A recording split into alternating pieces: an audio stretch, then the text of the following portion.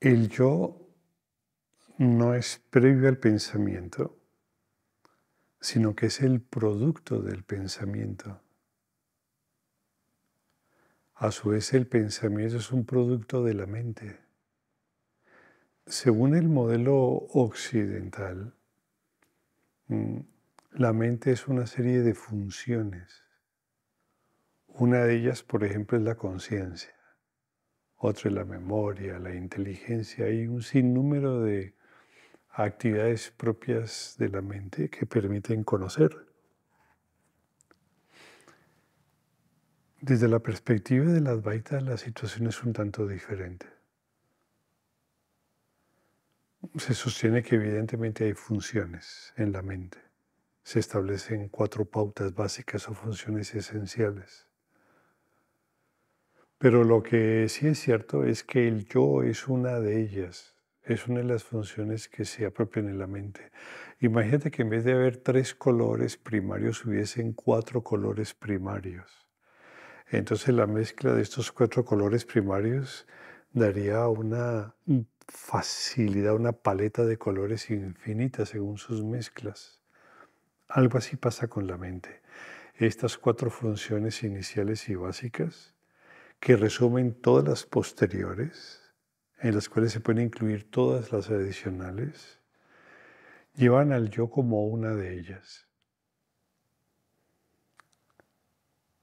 ¿Qué quiere decir esto? Que la mente puede fácilmente sentirse protagónica de la percepción.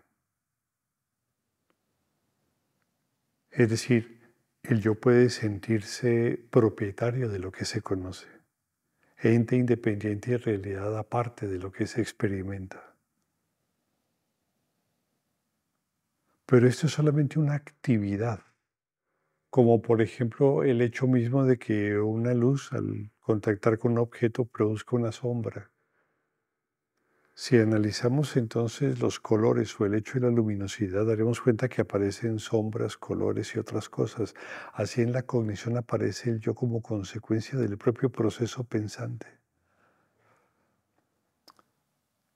Todo proceso de diferenciación que opere en la mente, todo proceso cognitivo que lleve a diferenciar sujeto de objeto, tiende a desarrollar con el paso evolutivo alguien que comande el proceso y alguien que mantenga y sostenga el proceso de individualización. Es decir, todo proceso de individualización cognitiva no sirve si no hay algo que promueva la individualización y que la mantenga. Porque entonces la individualización se haría y como una ola muere. Pero el proceso de individualización requiere de un individuo y ese individuo requiere de un yo que comande el proceso para que se constate la individualización.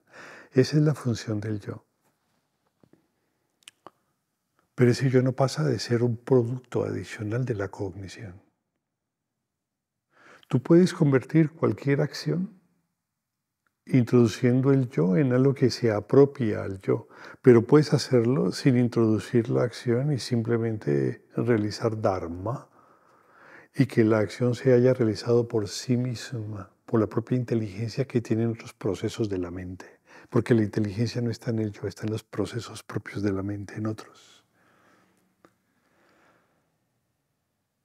Así entonces, según sea la modalidad de atención, que también hace parte, hay una parte de la mente que la sostiene, la mente también se parece a la luna, en la que el sol irradia luz y ésta la refleja a la tierra.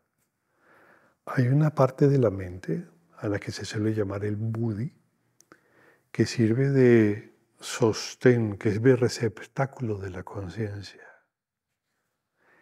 Ella es la parte intelectiva, por eso Buddhi es intelecto, es la parte intelectiva. Ella sigue funcionando sin necesidad de que el yo esté. La memoria puede seguir funcionando sin necesidad de que el yo esté. El procesamiento de la formación puede seguir funcionando sin que el yo esté. Y ahí entonces que la variable más elemental de erradicar de la cognición es el yo. Es más fácil erradicar el yo que la memoria.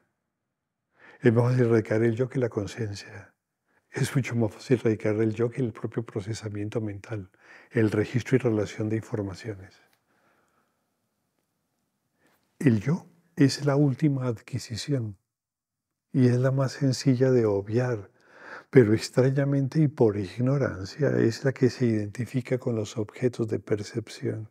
Entonces, por habitualidad, crea esa condición de sentirse fundamental, primera y previa a todo. Pero antes de un pensamiento no hay yo, hay conciencia, pero yo no hay. El yo es el subproducto de la cognición. Por eso aparecen tantos yoes. Según que experimentes, aparece una interpretación real o virtual de tu propia realidad. El yo es, es una sombra que basta iluminar en el presente para que desaparezca. Si a una sombra tomas una linterna y la iluminas, inmediatamente desaparece, porque no es algo, no está constituida por una entidad formal material. Es un supuesto. Es el supuesto que permite a la individualidad sostenerse y perpetuarse. Sin yo la individualidad no se perpetúa. Sin yo no hay karma y por lo tanto no hay perpetuación. El yo es una necesidad teórica para que existan los objetos. Tú cuando saltas al sueño y ves a una persona, a esa persona la conciencia del soñante le ofrece un yo para que perpetúe la experiencia del diálogo contigo.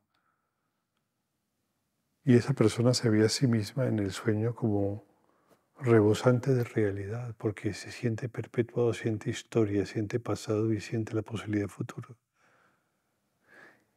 El yo es el yo es un fantasma que existe solamente en función de tu temor.